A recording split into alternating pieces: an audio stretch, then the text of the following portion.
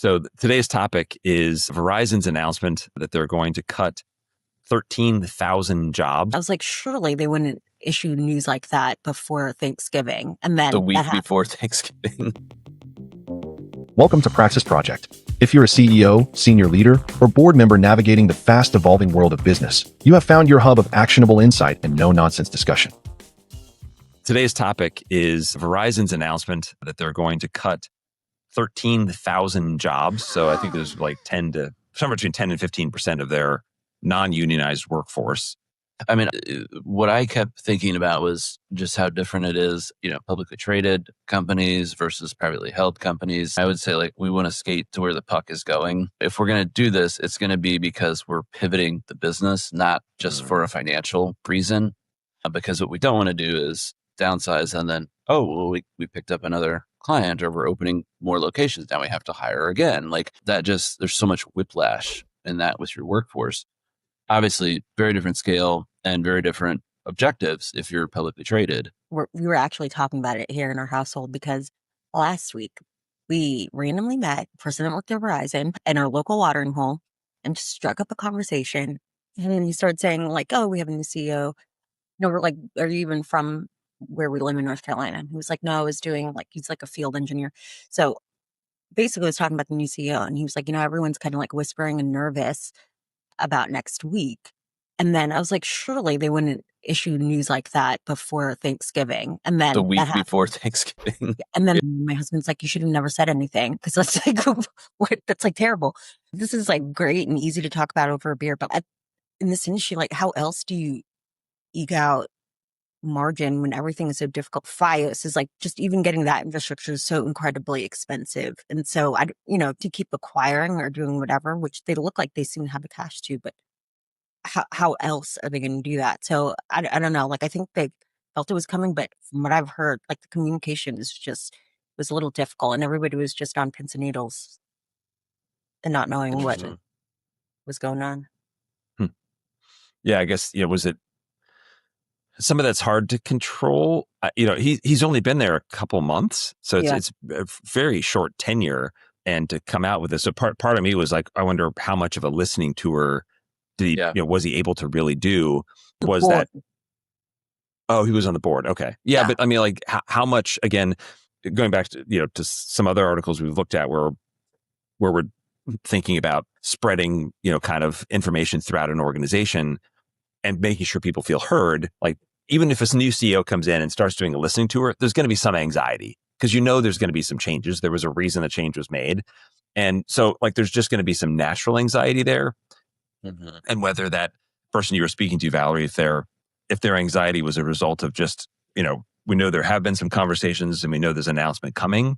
Some of that is impossible to avoid just from a timing perspective. But, but I've seen organizations do it where they're just dragging it out and it's been months and months and something's happening, but no one's talking about it. And that just creates a ton of disengagement. So, I mean, you could look at it and be like, hey, he came in, looked at some stuff, made some decisions, and he's made an announcement. Does it suck? It's the week before Thanksgiving? Absolutely. But on the other hand, he's not going to let people sweat it out over Thanksgiving and the holidays. Yeah. So you could look at that as a positive. So there's two different ways to look at that. But I think, one of the things they focus on too is just to focus on customer value, not just cost savings.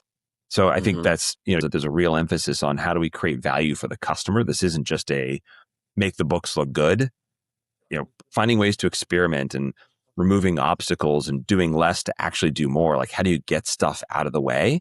And unfortunately, sometimes when you get to that scale, then, you end up with a very public kind of layoff like this, and can be challenging. Yeah, and I like that angle. This is driven by, a desire to improve the customer experience, customer value.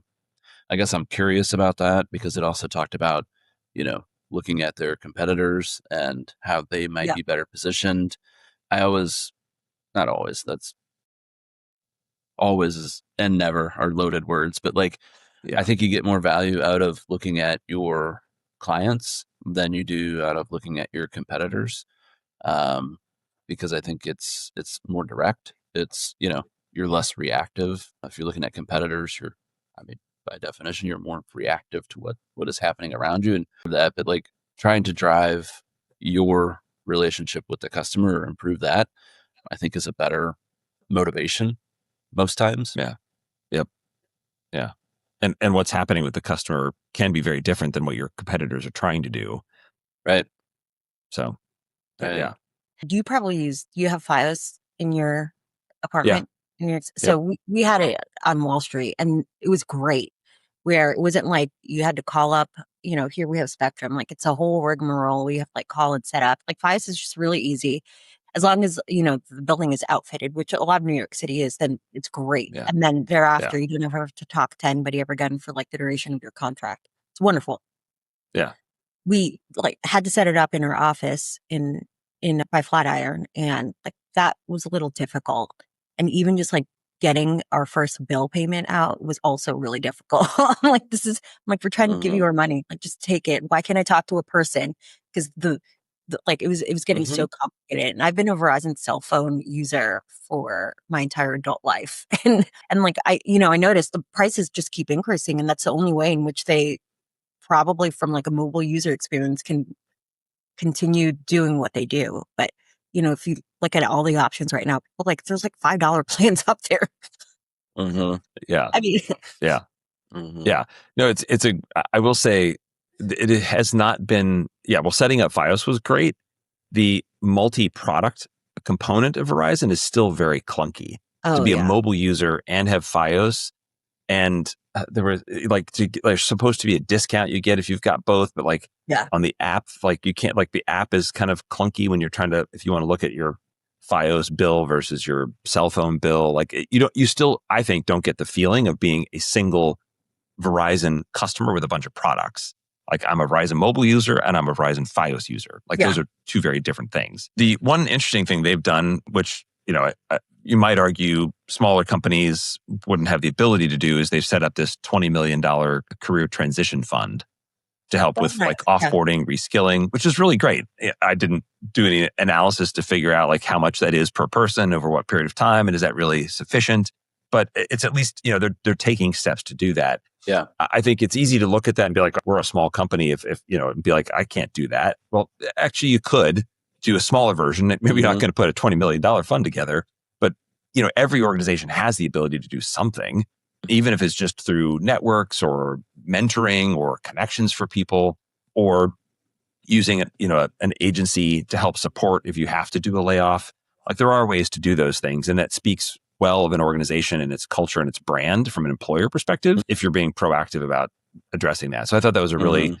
pretty cool component, at least, that they've integrated there. And I do think there are some applications for even small companies Yeah. to think about as they're going through challenges and changes. I agree. And I guess from a tactical perspective, from a legal perspective, if you have a RIF, like reduction in force or something like this, where multiple people are being let go because a business unit or an office isn't performing. I actually just dealt with this recently with one of my clients. Like, offering some sort of a severance is good, not required, but it's a way to mitigate risk. But when you have multiple people who are impacted, really spending time to think about, okay, what are our metrics for determining length of severance? What are we going to offer people?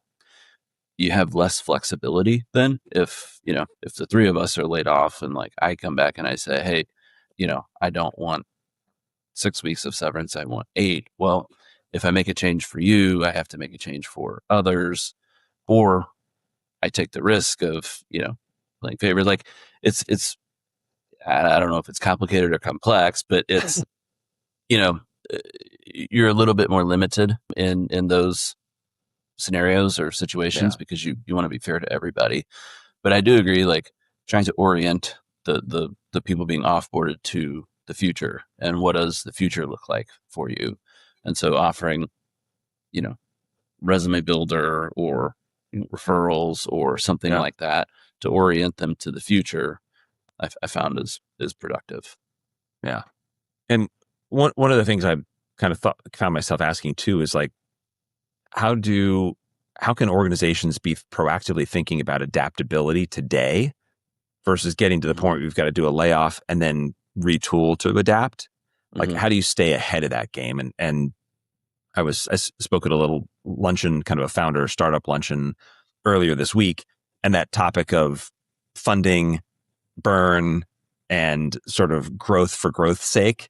And you see this, a lot, maybe less so a little today than historically, kind of pre-COVID per se, where VCs were investing a ton of money, and the expectation was burn it, grow at the sake of just growing.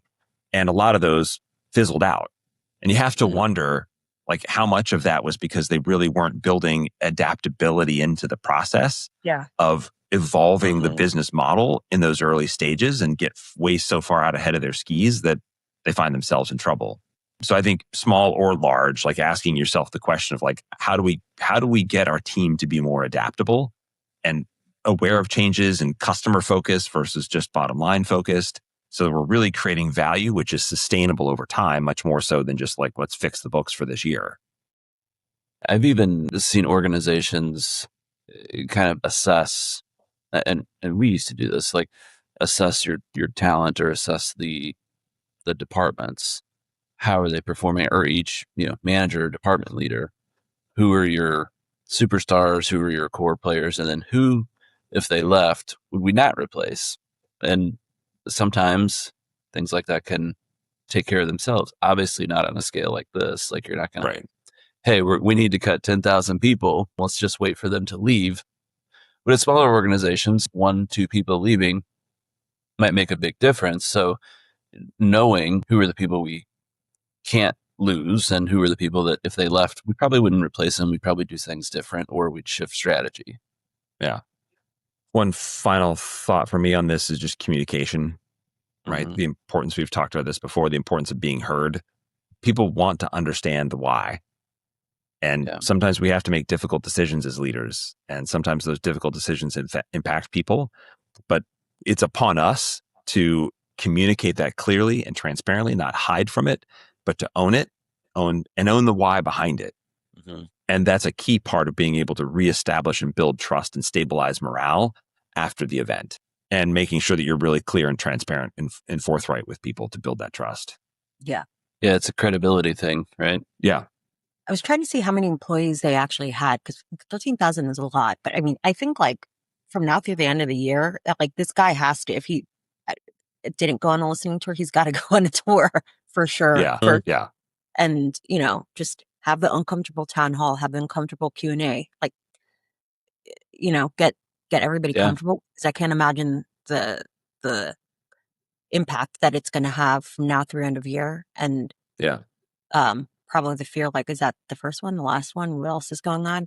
So I was going to say that too. Like if you're considering a riff, like let's do it all at once, because I think it's just natural for people to think like, well, when's the next shoe going to drop? And am I on the chopping block next? So like part of his communication, I think, needs to be, we are not considering any additional layoffs. Here's where we're going. Here's what the future looks like. We need all of you.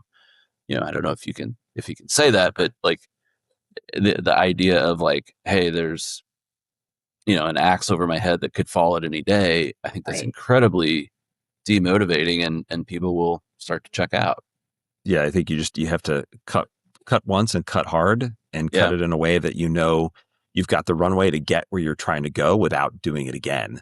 Yeah. And the other thing I'll say too, because I've seen this happen a lot, is when you do cut, and even if you do cut hard and you cut the right amount, and you're not going to have to do a second one, you are going to have ancillary attrition related to the cut. Right. So you predict that in their model. Don't do it in a way that you cut less because I'm going to lose more, but just build that assumption in that you are going to lose some measure of your organization as a result of just doing the layoff in the first place. Yeah, because people don't form their opinion about their employer just based on how their employer treats them. Like, they form their opinion based on how the employer treats their colleagues, their coworkers, how they treat others. Like, I know you're doing it to these people, but one day that could be me. I think that's an incredibly human thought. And I don't know if as leaders we always recognize that. Yeah. Excellent. All right. Any other thoughts or takeaways from? I have AT&T, so I'm good. Well, I've got Verizon, so I'm holding on tight.